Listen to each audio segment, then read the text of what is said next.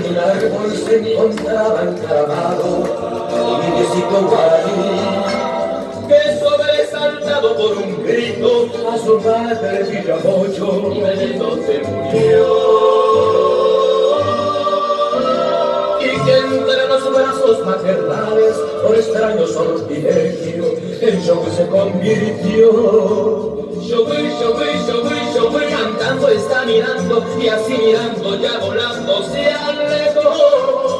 Shogui, qué lindo está volando, va perdiéndose en el cielo guaraní.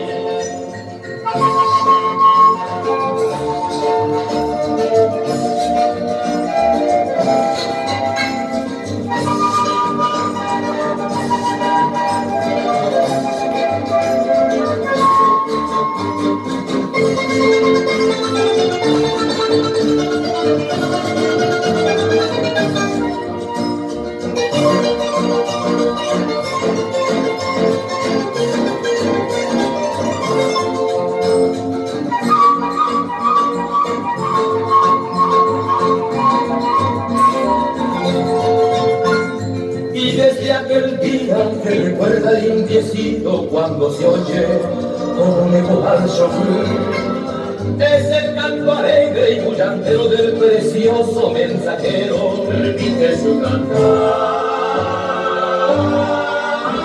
Y salta y picotea las naranjas que es su fruta preferida, repitiendo sin cesar. Shogui, cantando está mirando y así mirando ya volando se alejó. Shogui, qué lindo está volando, va perdiéndose en el cielo guaraní.